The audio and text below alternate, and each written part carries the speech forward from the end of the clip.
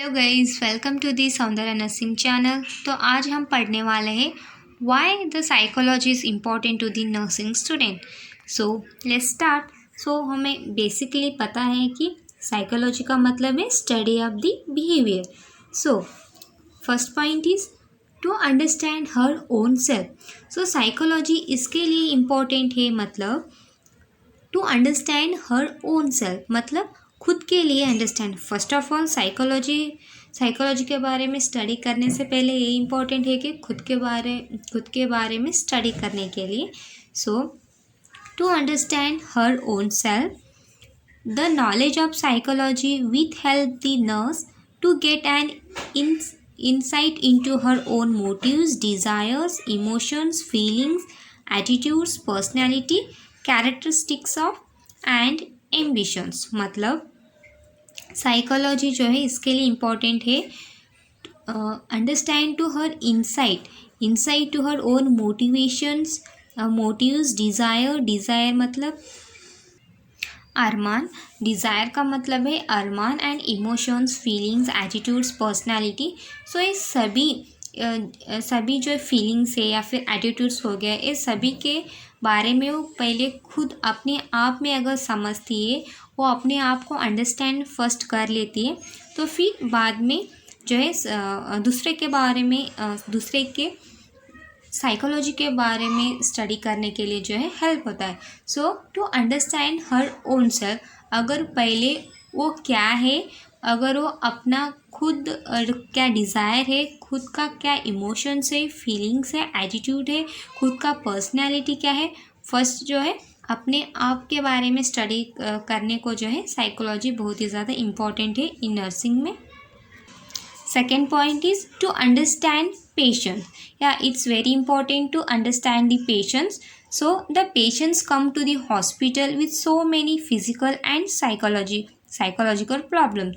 So patient जब hospital को आता है तो अलग अलग तरीके से फिज़िकल या फिर साइकोलॉजी के प्रॉब्लम्स को लेकर आता है।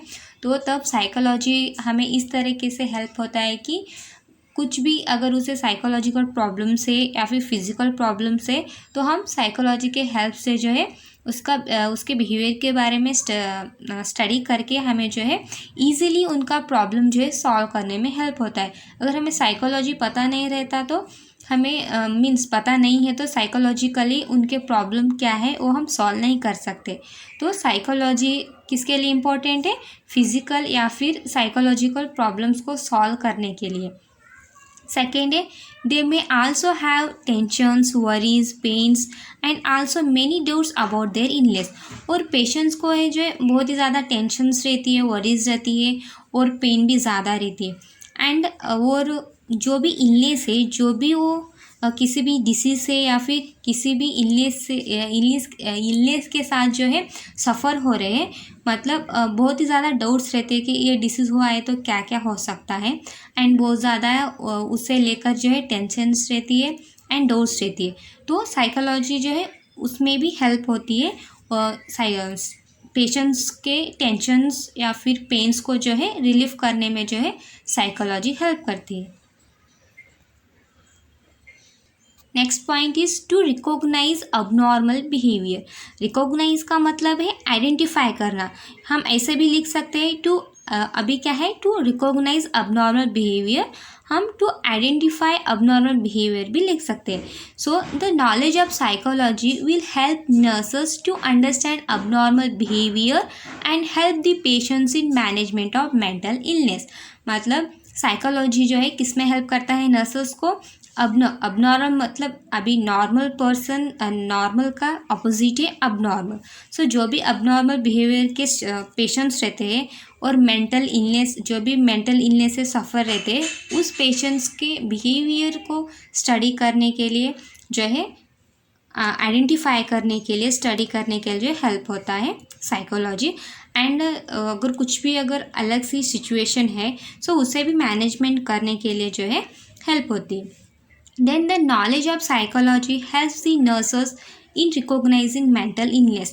जो भी mental illness है उसे आइडेंटिफाई करने के लिए जो है साइकोलॉजी हेल्प होता है। Next point to understand other people. So psychology जो है दूसरे के बारे में भी स्टडी करने के लिए हेल्प होता है. The student nurse has to study work and live with other nurses, doctors, patients and their family members. So एक स्टूडेंट्स नर्स जो है दूसरे नर्स के साथ जो है काम भी करते हैं, रहते हैं, एंड आल्सो डॉक्टर्स के साथ, पेशेंट्स के साथ एंड पेशेंट्स के फैमिली मेम्बर्स के साथ भी.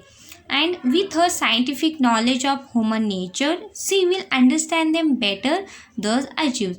So साइकोलॉजी के हेल्प से जो है डॉक्टर्स हो गया या फिर पेशेंट्स के फैमिली मेम्बर्स के साथ एक अच्छा बॉन्डिंग मीन्स एक अच्छा कम्युनिकेशन करने के लिए, एक बेटर रिलेशंस बनाने के लिए जो है हेल्प होता है.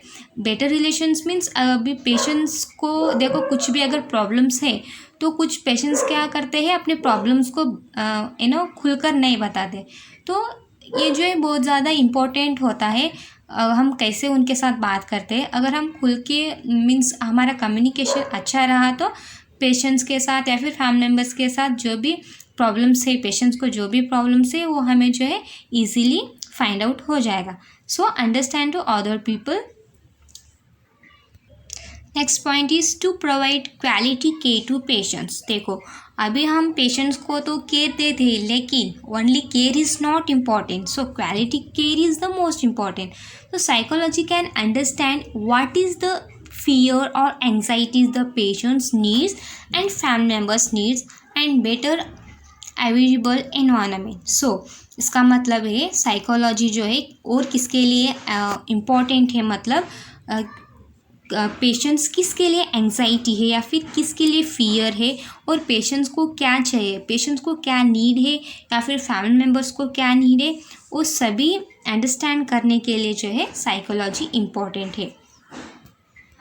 द नेक्स्ट पॉइंट है help patients adjust to the situation.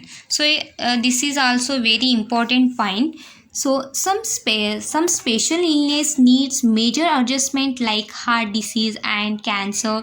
By being health educated and help in these kind of adjustment. So कुछ ऐसे situations रहते हैं मतलब बहुत ही ज़्यादा फियर या फिर एंग्जाइट हो जाते हैं patient. So like heart disease हो गया या फिर कैंसर. सो पेशेंट्स को हमें ऐसा एजुकेट करना है कि अभी जो प्रेजेंट डिसीज़ है वो ज़्यादा कुछ घबराने वाली बात नहीं है. अच्छे तरीके से उनके साथ कम्युनिकेशन करना है एंड एजुकेशनल कैसे देना है, मतलब कुछ न्यूट्रिशन के बारे में एजुकेट करना है और ज़्यादा फ़िक्र लेने की ज़रूरत नहीं है करके जो है अच्छी तरह से के जो है एजुकेशन करना है. और जो वो डिसीज़ हो गया या फिर किसी भी कैंसर या फिर हार्ट डिसीज़ से अगर सफ़र हो रहे हैं तो उस सिचुएशन में एडजस्ट हो मीन्स कैसे हो जाते हैं ऐसे उनको एजुकेट करना है. सो आज के लिए इतना ही. आपको कोई भी डाउट है तो आप कमेंट सेक्शन में कमेंट करके बता सकते हैं. Thank you for watching.